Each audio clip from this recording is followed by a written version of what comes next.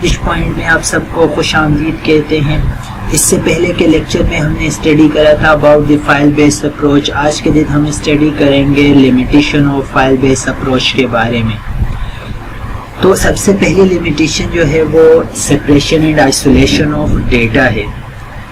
H program maintain its own set of data. ہر program جو ہے وہ اپنا ہی ڈیٹا مینٹین کر رہا ہوتا ہے.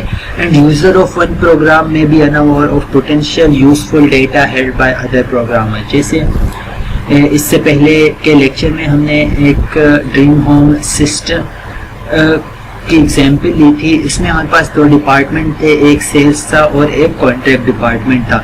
تو سیلز کا جو ڈیٹا ہوگا کانٹریکٹ ڈپارٹمنٹ کو اس کے بارے میں معلومات نہیں ہوگی. اسی طریقے سے جو کانٹریکٹ ڈپارٹمنٹ کا ڈیٹا ہوگا سیلز ڈپارٹمنٹ کو اس کے بارے میں معلومات نہیں ہوگی, کیونکہ ڈیٹا اور جو ہے وہ ہمارے پاس سیپریٹس ہوگا. تو when data is isolated in separate files it is more difficult to access data that should be available. For example کہ ہم چاہتے ہیں کہ وہ لسٹ پروڈیوس ہو جو کلائنٹ کی ریکوائرمنٹ کو میچ کرے. پہلے ہمیں ایک ٹیمپریری فائل بنانی پڑے گی جو ہاؤسز ہمارے پاس موجود ہے. Those client who have house as the preferred types. پھر ہم سرچ کریں گے پراپرٹی فار رینٹ فائل کو جہاں پراپرٹی کی ٹائپ ہاؤس ہو اور رینٹ ہو less than the client maintain the client maximum rent. File system میں ایسی پروسیسنگ کرنا ڈیفیکلٹ ہے. اسی طریقے سے دوسری لمیٹیشن جو ہے ہمارے پاس ڈپلیکیشن آف ڈیٹا ہے. تو same data is held by different programs. Wasted space of potential difference values and اور different format for the same item. آپ کے سامنے یونیورسٹی کا ایک ڈیٹا بیس ہے. اس کے 3 سسٹم ہے. یہاں سلائڈ میں مختلف ڈیٹا ہے, جیسے ایک لائبریری کا ڈپارٹمنٹ ہے, ایک ایگزامینیشن کا ڈپارٹمنٹ ہے اور ایک رجسٹریشن کا ڈپارٹمنٹ ہے. اب اس میں مختلف ڈیٹا ہے جیسے رجسٹریشن نمبر, نیم, فادر نیم. زیادہ تر جو ڈیٹا ہے اس میں سیم ہے, جیسے ایڈریس جو ہے وہ تینوں ڈپارٹمنٹ میں سیم ہے, رجسٹریشن نمبر تینوں ڈپارٹمنٹ میں سیم ہے, نیم تینوں ڈپارٹمنٹ میں سیم ہے.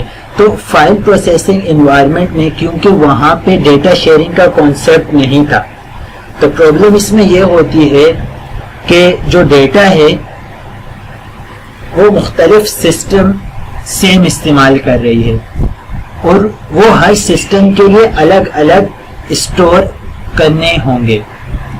دس is called duplication of data. پہلا نقصان اسٹوریج زیادہ ویسٹ ہوں گے. دوسرا نقصان اٹ کین کوسٹ انکنسسٹینسی. دیکھیں اگر ایک ڈیٹا اسٹور ہے مختلف ڈپارٹمنٹ میں, ایک اسٹوڈنٹ کا جو ایڈریس ہے وہ چینج ہو جاتا ہے کسی ایک ڈپارٹمنٹ میں, جیسے اسٹوڈنٹ گیا ایگزامینیشن ڈپارٹمنٹ اور وہاں پہ جا کے اس نے اپنا ایڈریس چینج کروا دیا. تو فرض کرے کہ اس چینج کی جو اطلاع ہے وہ ایگزامینیشن ڈپارٹمنٹ میں نے باقی ڈپارٹمنٹ کو نہیں دی. تو اس سے کیا ہوگا کہ ایک ہی آرگنائزیشن میں 2 مختلف جگہ پہ مختلف ڈیٹا ہوگا. یہ جو چینج ہے ڈیٹا انکنسسٹنسی ہے. اسی طریقے سے تیسرا لمیٹیشن جو ہے وہ ڈیٹا ڈیپینڈنس ہے. پروگرام اور ڈیٹا ایک دوسرے پہ ڈیپینڈنٹ ہوتے ہیں, اکٹھے کنسیڈر ہوتے ہیں.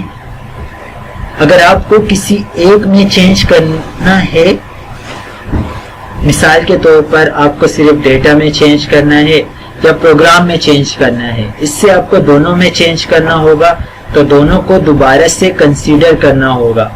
means file structure is defined in the program code. For example, increasing the size of the field. اسی طریقے سے incompatible file format کی limitation ہے. Program are written in different languages and so cannot easily access each other. جیسے C کا program ہے تو جاوا کا پروگرام ہے, کوبال کا پروگرام ہے. They are different languages and so cannot easily access each other file because the structure of file is embedded in the application program. The structure are dependent on the application programming languages. اسی طریقے سے جو اگلی limitation ہے وہ fixed queries of application program ہے.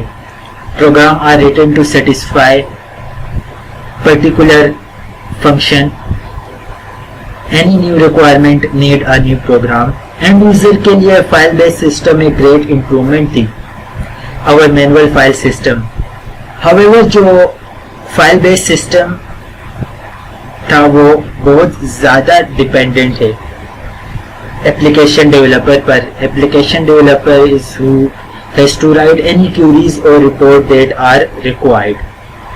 تو client کی جو ڈاکومنٹ ریکوائرڈ ہوتے ہیں because the data is fixed so it is difficult to fill the user demand because documentation is limited and maintenance was difficult. so یہ کچھ limitation تھی file based approach کی. امید کرتا ہوں کہ آپ کو سمجھ آ چکے ہوں گے.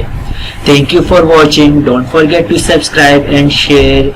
ملتے ہیں نیکسٹ ویڈیو میں. اللہ حافظ.